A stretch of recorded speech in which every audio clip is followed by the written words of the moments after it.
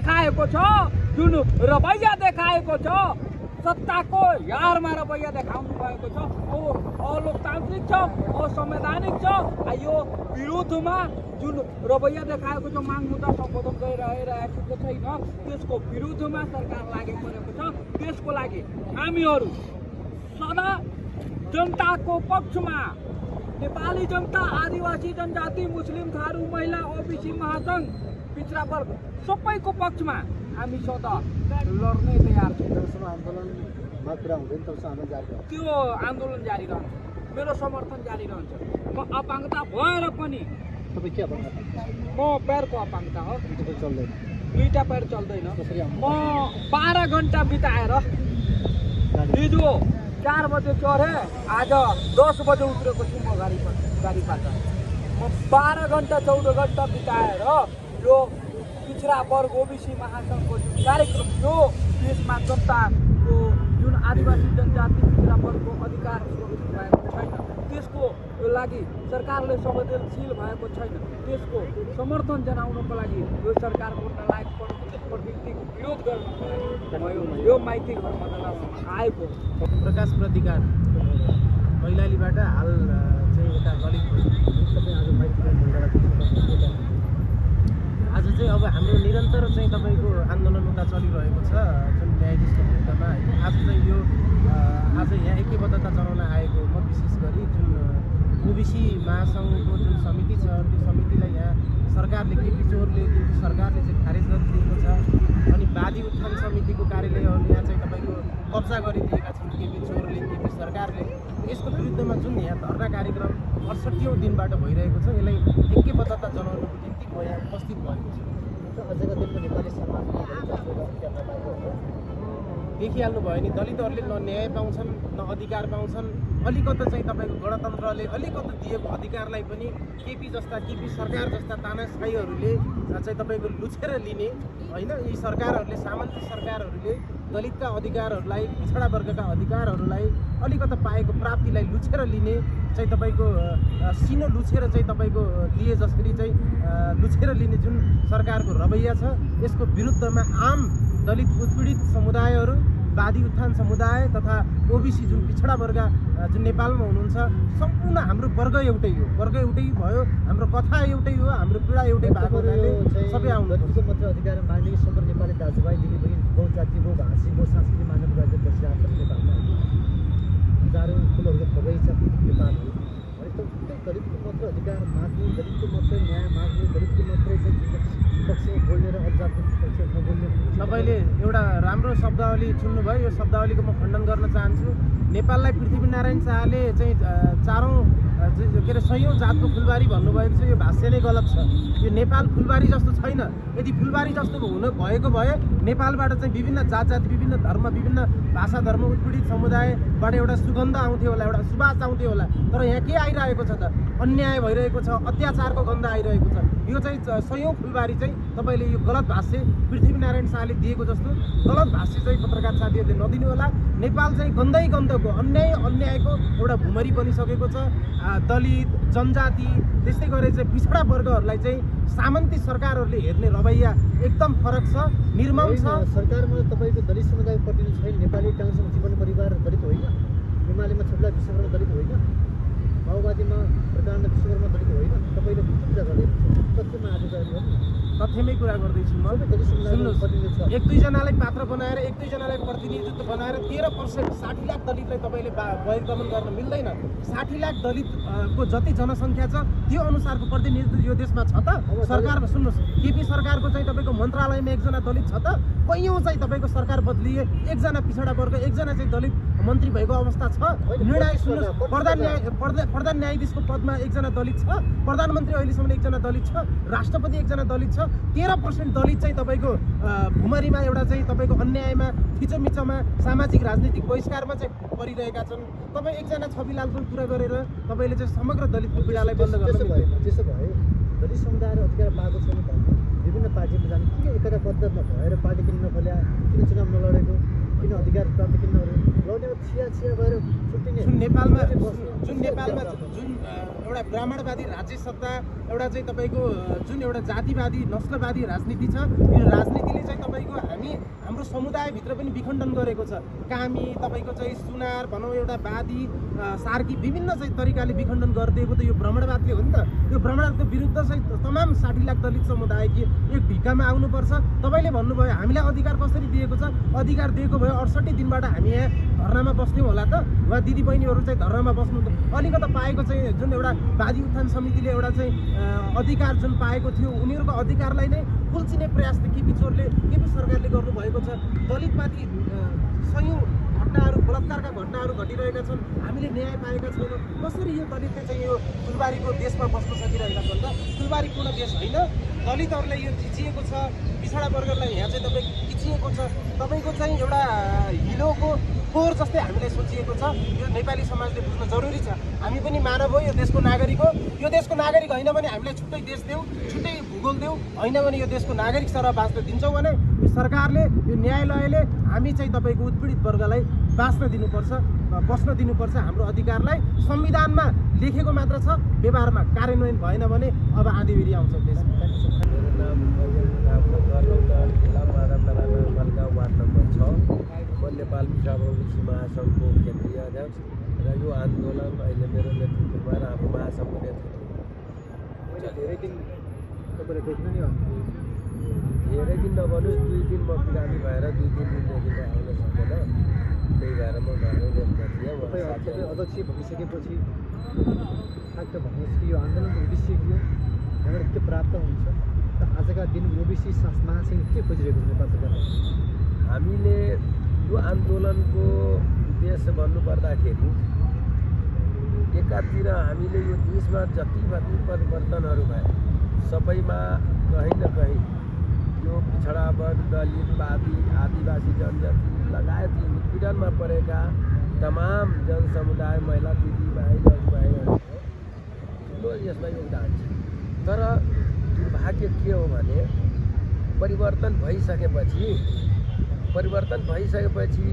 जुन वर्ग कुनै पनि परिवर्तनका लागि जति आफ्नो ज्यानका आहुतिदेखि लिएर आफ्नो शरीरका बलिदानदेखि लिएर घाइते अपाङ्ग बेपत्ता भए तापनि त्यो परिवर्तन भइसकेपछि उसले त्यो पाउनुपर्ने जुन हक अधिकार छ त्यो नपाउँदाखेरि के पाएन? नेपालको उत्तम संविधान 2072 जब नेपालमा बसको संयुक्त भइसकेपछि उसको आर्थिक, शान्ति, समृद्धि, शिक्षा, स्वास्थ्य सबैको सम्मान होस् भन्ने सरकारले संविधान निर्माण गर्यो। त्यो संविधानमा प्रत्येक हिसाबमा दलितको अधिकार समेत जोडिएका छन्। त्यही त म भन्दै गर्छु। अब मेरो कुरा पनि टुङ्ग्याउनु दिनु होला।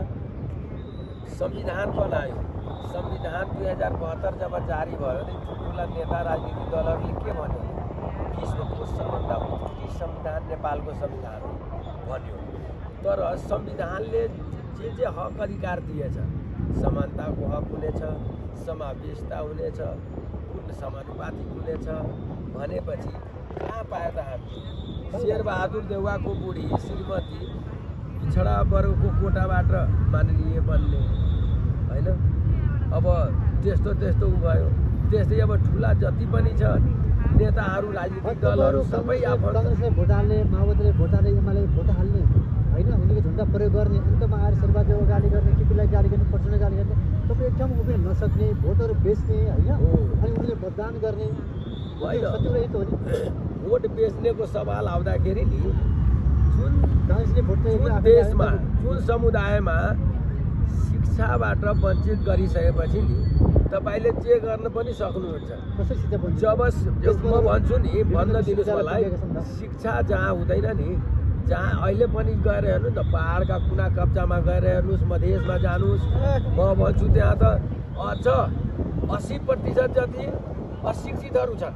बुढापाकाल महिलाहरू, दिदीभाइहरू, दलित, पिछडा वर्ग, वादी समुदायलाई स्कुलमा जान दिइरहेछ, अहिले पनि टेबल कुर्सीमा बस्न दिइरहेको छैन, अहिले पनि टिचरहरूले विभेद गरिरहेछ, अहिले पनि उसको त्यहाँ आरक्षणको व्यवस्था छैन। अनि कसरी हामी भन्दैछौँ शिक्षा खै छैन, सबै ठाउँमा अहिले पनि विभेद। कानुनले के गर्छ?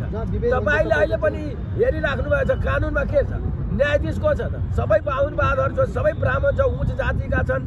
न्यायालयदेखि त्यस्तै छ। बाहिर देशमा तपाईँ हेर्नु त, राजदूतहरू नियुक्त गर्दाखेरि कहाँ छ मधेसी, कहाँ छ त्यो तपाईँको दलित, कहाँ छ बादी समुदाय? धेरै जसो सबै त अप्पर कास्टका छन्, बाहुनहरू छन्। अनि कसरी हामी भन्दै कि न्यायालय अनि बाहिर देशमा राजदूत अनि ठुला ओझाहरूमा पनि हेर्नुहोस्, भर्खर अस्ति तपाईँले ठुलो न्युज बनाएको थियो, स्वास्थ्य मन्त्रालयमा एउटा सचिव हाम्रो महत्रीको एउटा महिलालाई सचिव हुने योग्य थियो, तर उसलाई हटायो र अर्को ब्राह्मणलाई ल्याएर राख्यो। अनि के हामी के संविधान के हो? संविधान मानेछ त? तपाईँ मलाई भन्नुहोस्, तपाईँ यो देशको चौथो अङ्ग हो मिडिया, तपाईँले आफै आफ्नो छातीमा हात राखेर मलाई भन्नुहोस्। एउटा मित्रले भनिसक्नुभयो, तपाईँको आफ्नै मित्र एउटा छ जसको नाम ऋषि धमला हो।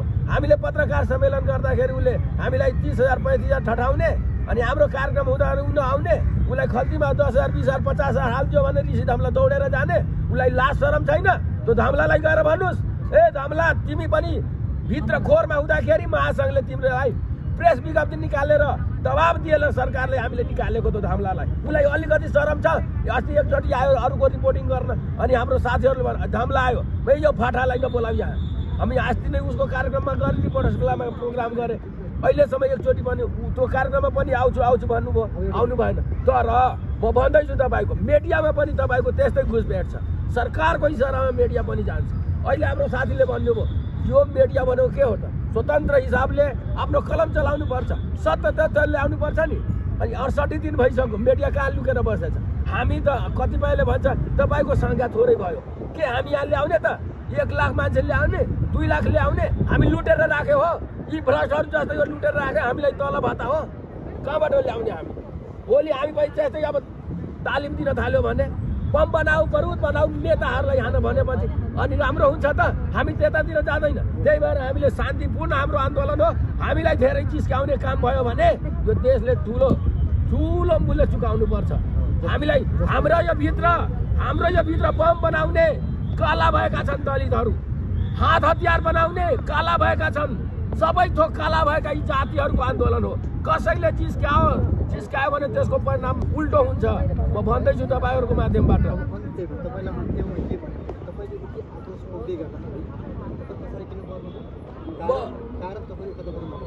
तपाईँ 60 लाख दलित समुदाय छ भन्दै गर्ने, पुरुषहरूले गराउने, तपाईँ आफ्नो दलित समुदाय गुणवत्ता किन नगर्नु? किन राजस्थानमा नगएको? किन एकताबाट नगएको? मैले सुरुमा भने नि जहाँ शिक्षा हुँदैन गाली गर्नुभन्दा आफै एकताबाट प्रतिस्पर्धा गर्नु पर्यो, राज्य सत्तामा जानु पर्यो। तपाईँलाई एउटा इमान्दार भनेर आफ्नो घरको साँचो दिएपछि तपाईँ त्यहाँको खजाना लुटेर अर्को घर बनाउने राम्रो हो? तपाईँको हातमा साँचो दिए के को लागि? त्यो नलायकसँग गएर सोध्नुहोस्, ए ओली, ए प्रचण्ड, ए शेरबहादुर देउवा तिमीहरू के राम्रो काम गरेछ? भाषण मात्रै राम्रो, अनि पैसा राख्ने ठाउँ पनि छैन, कहाँ कहाँ लुकाएर बाहिर देशसम्म राखिरहेछ। अनि एउटा हामीलाई शिक्षाबाट पनि वञ्चित गर्ने, स्वास्थ्यमा पनि हामीलाई यिनीहरू मरेर जाओस्, यिनीहरूलाई राम्रो स्वास्थ्य दिनु हुँदैन, बालबच्चालाई पढ्न दिनु हुँदैन भनेर त्यसको लागि लगानी नगर्ने होइन। अनि त्यसपछि जो शिक्षित हुँदैन त्यो आफ्नो अधिकार के थाहा उसलाई के अधिकार कहाँ हाम्रो के लेखेछ भनेर कानुनमा के छ? दलितका भन्नुभयो तपाईँ, दलितमा पनि केही यस्ता मान्छेहरू छन् त्यो बाहुन जस्तै उसको व्यवहार छ, आएर यहाँ फोटो खिचाउँछ, त्यो निर्लजहरू गएर साला कहीँ बोल्दैन, बदमासहरू त्यो फटा छ, त्यस्तोलाई हामी लखेट्नुपर्छ। अस्ति तपाईँ हेर्नुभयो होला यहाँबाट हामीले एकजनाले लखेटेको। एउटा दलित समुदाय सडकमा छ, माइतीतिर मण्डलमा दलित समुदाय सत्तामा छ, दलित समुदायको एकताबद्ध छैन भने अरूलाई गाउँमा साथी छैन होइन।